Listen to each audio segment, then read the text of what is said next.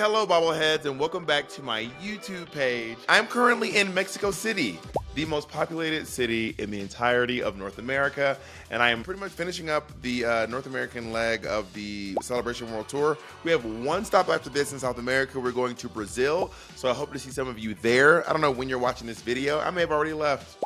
I may already be back in my home, in my apartment in LA, just relaxing.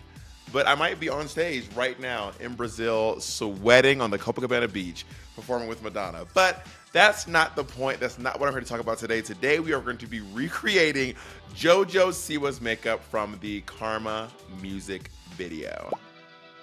Let's go.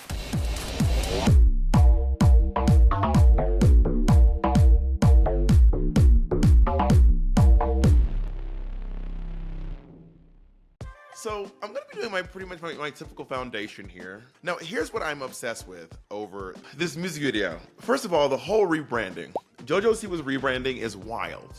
Guys, it's wild. TikTok is losing its mind over this video. Like this song, everything about the marketing, the Gene Simmons Kiss style makeup, the cringy interviews where she says that she wants to create a new genre of music called gay pop, which I want to start a new genre of music called gay pop. Like, JoJo, have you learned nothing?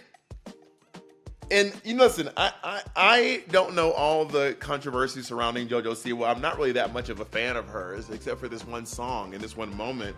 And I know that she's like a child star. So those of you who don't know JoJo Siwa, let me tell you a little bit about who JoJo Siwa is. JoJo Siwa was a kid on Dance Moms, right? I would say there's two girls from Dance Moms who really became like this breakout stars.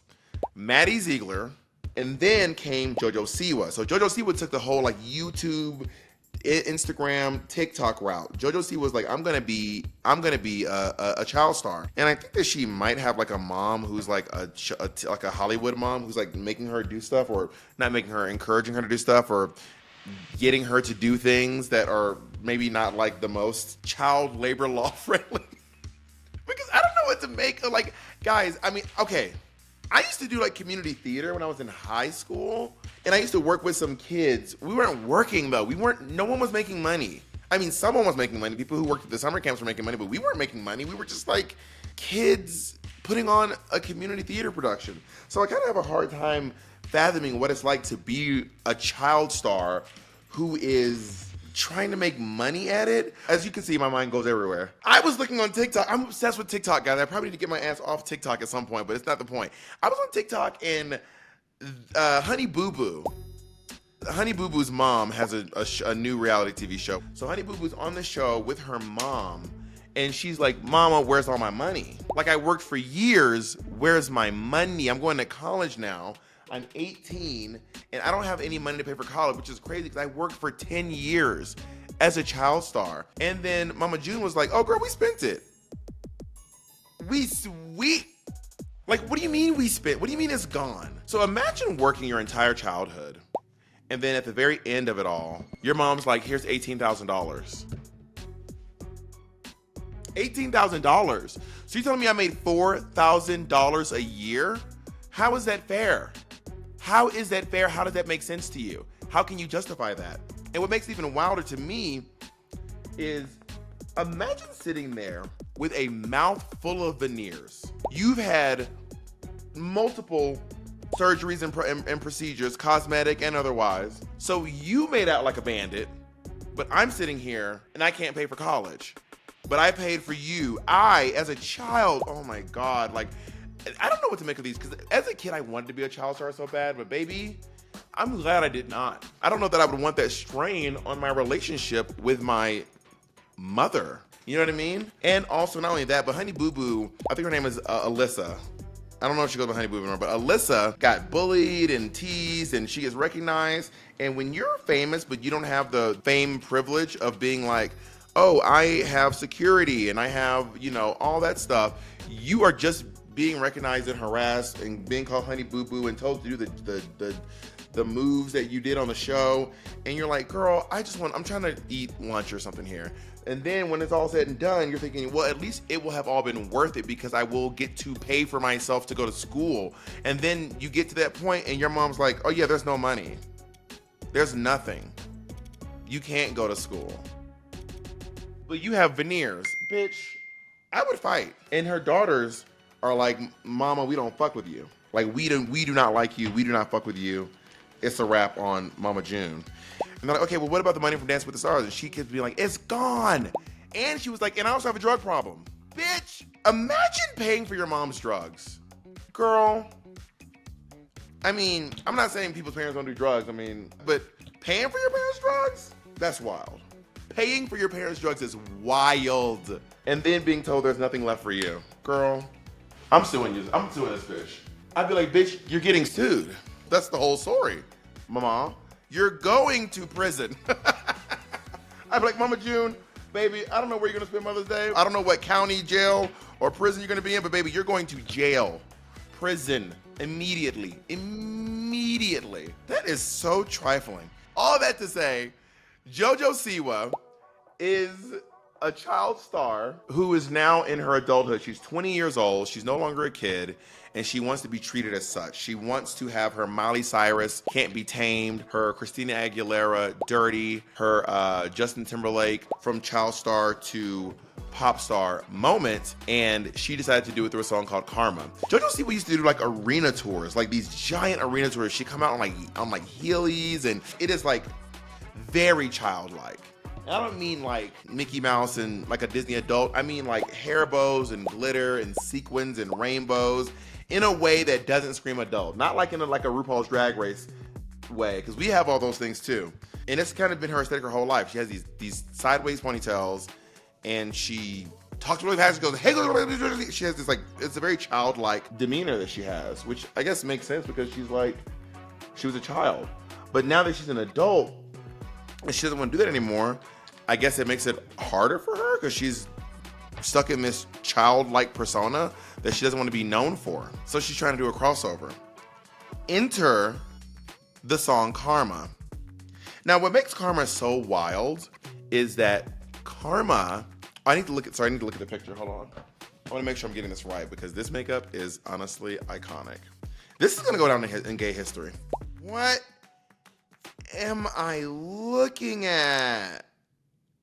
Guys, what even is this? They're going to talk about Stonewall, they're going to talk about Harvey Milk, and they're going to talk about when JoJo Siwa released Karma and showed up at the iHeartRadio red carpet dressed like a Power Rangers villain. That's what they're going to talk about. JoJo Siwa dressed as an oil spill. I feel like I'm going to instantly regret this. This is the point of no return. This is where you separate the good karma from the bad karma. All right, here we go. Okay, so she has this one going like from across her nose, right? Like this? Who did this makeup? I must know. Is it iconic because it's bad? Or is it bad because it's iconic? And it goes under the eye pretty severely too. So what makes people really upset about what JoJo Siwa was doing is one, that she's saying she's inventing a new genre of music called gay pop. Called gay pop. But in interviews, she has said that she wrote these songs. But then we find out that this song was written over 10 years ago when JoJo Siwa was 9 years old.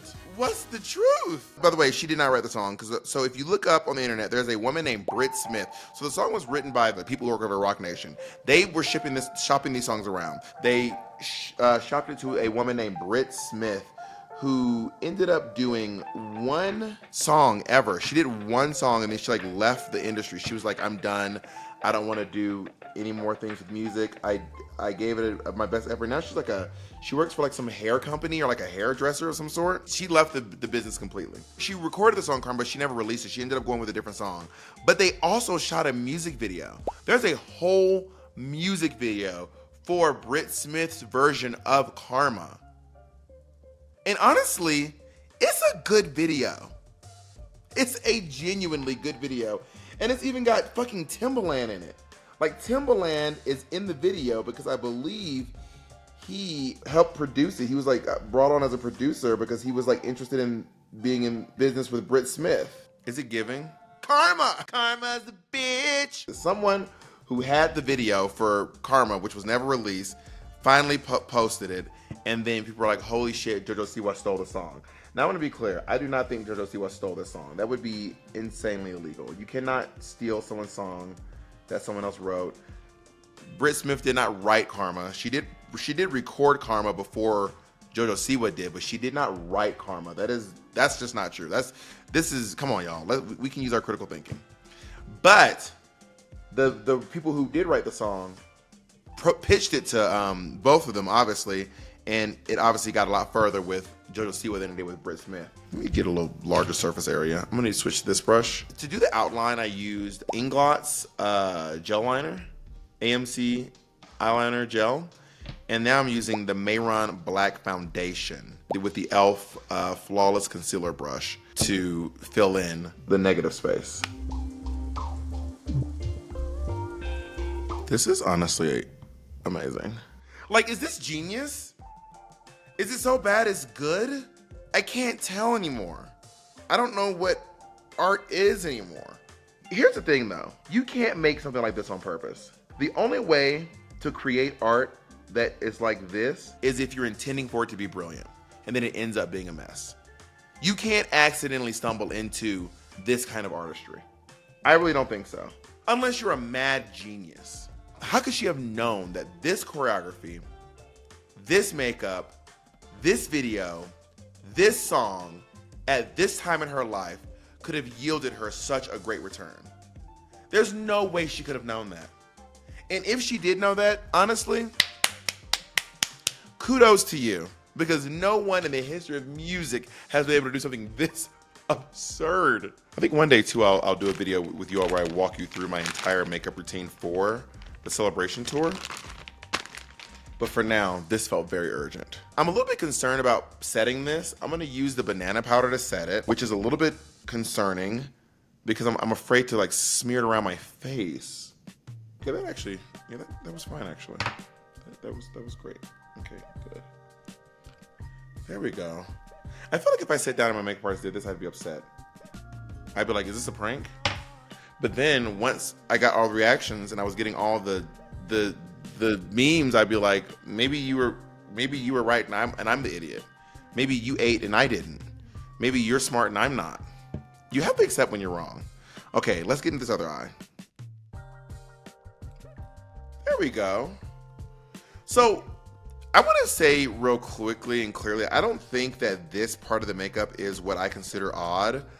I think the part that's weird for me is where it goes to her forehead and her chin. That's where I'm like, I don't see the perspective. And then I thought that this was gonna be like her new style. Like her new thing was gonna be like doing this like very dark gothic look. But then she did Miami Pride and she was like in all white and rainbows. I mean, I get it was Pride, but I was like, I thought you were in like your bad girl era, and now you're like back in, you're literally wearing the same outfit from before, except now you're just like humping girls on stage. But I mean, who am I to talk? Look at what I wear on stage. Like, what can I say to anyone? Look what I wear on stage. So JoJo did a whole like listen party at Rocco's in WeHo, which is a gay bar that's like partly owned by Lance Bass, I believe. During the party, she plays like a couple other songs. She's like, these are by my exes. And also I think what's really bothering people is like it's just like the interviews and like there's a popular video of her being like, who do you want to know, who's your dream podcast? And she's like, I don't know, let's get crazy, my exes. And also the way that she talks, this is the way that JoJo Siwa talks. Which I'm not here to make fun of the way she talks. The way you talk is the way you talk. That is, you can't really help that. I mean, you can kind of help it, but that's not the point. But it's just all of it combined together just ends up making such a cringy, upsetting environment. Okay, now she has these 3 things coming from the top of her head, right? And I can see what they're going for here. It kind of goes into each one of these little spots. I can see what their angle is. I do not agree with it, but I can see it. I see the angle. I see the vision. I feel the art. I feel like I'm becoming JoJo Siwa. Like, the more I'm doing this makeup, the more I'm becoming obsessed with Karma. What makes JoJo Siwa so interesting and funny in this regard to me is that she has been documenting herself singing online and her progress way before this album ever came out. and there's a video of her singing Olivia Rodrigo's Traitor. You are still a traitor.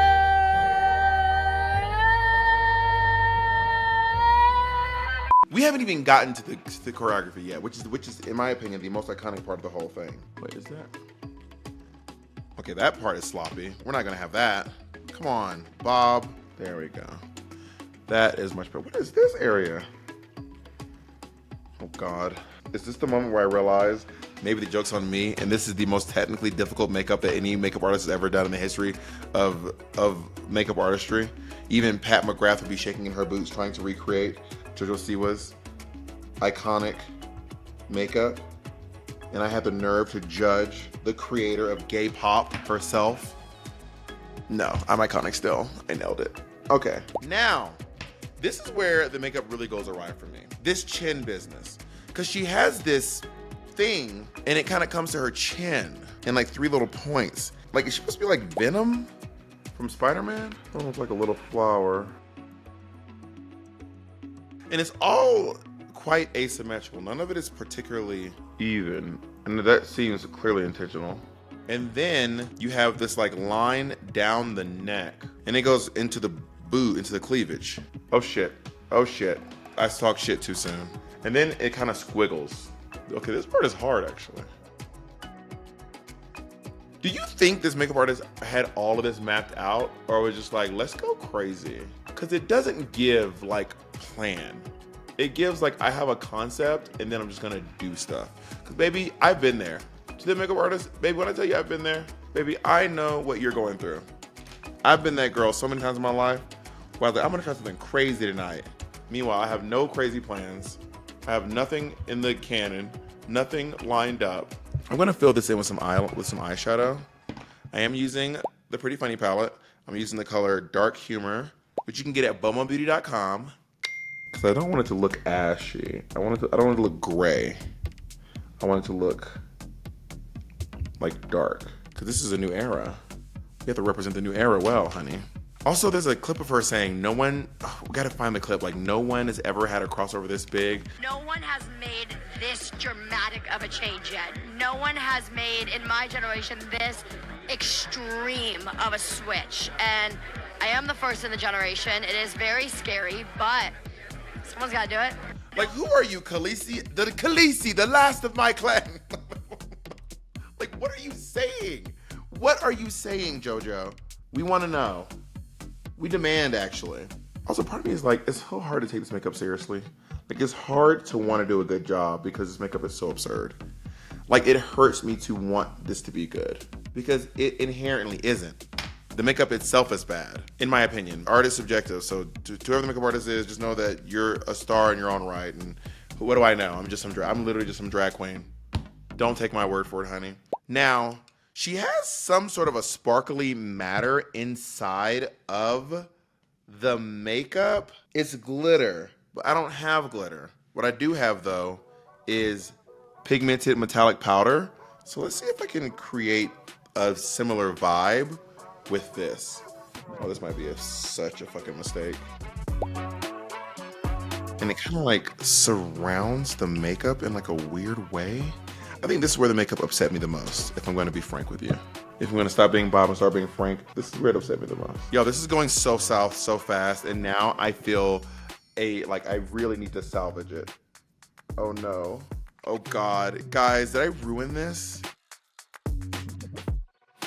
Honestly, this is kind of cunt. I'm kind of eating. Oh my God. No shade, I low-key improved it. No shade, guys. I low-key improved it. No shade. No shade. I low-key made it better. You know, this is not quite what hers looks like, but it is now my take on JoJo Siwa's makeup. So like, I don't really hear any haters. Actually, if you want to hate, feel free. Like, I'm literally hating right now. So like, literally do what you want to do. I had this revelation the other day. Like, if you're talking shit about me behind my back, honestly, I don't care. Like, it's okay to like you can be my friend and not like everything about me. You can like have a negative thought about me. It's okay. Like, you don't have to fucking, girl, it's okay. Like, it's not that serious. I talk shit about you too. So like, what's up? But we still love each other, right? I know folks who are like, if I find you talking shit about me, it's over. If I find you talking shit, I'm like, yeah, that makes sense. I probably did some bullshit, quite frankly. Oh shit, I'm allergic to this bad makeup. Jesus fucking Christ.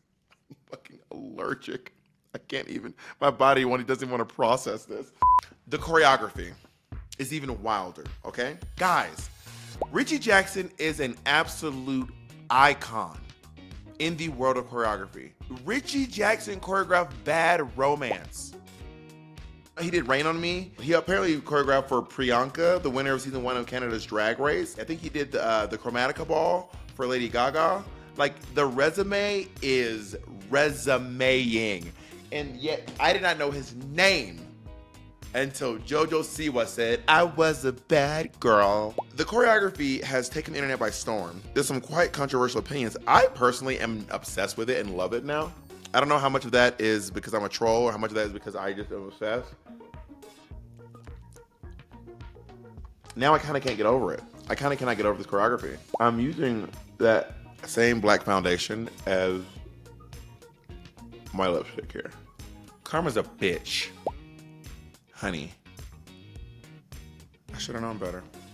All right, there it is. This is me doing my best to look like JoJo Siwa in the Karma music video. Let me know what you think below. Let me know if there's any other makeup you want me to recreate or any other videos you want me to do here on my page. The Madonna Tour Celebration Tour will be coming to an end on May 4th. And then I'm going to be going on my solo tour starting in Australia. And hopefully I will be able to go to the US, Europe, and Asia, Africa, South America. And you know what? Maybe even Antarctica. But probably not Antarctica. Also, figure out where to see me. If you want to see me live, go to seethedragqueen.com. You can see me live in a town near you. I'm always on the road. Trust me, I am always on the road. So I will see you all next time.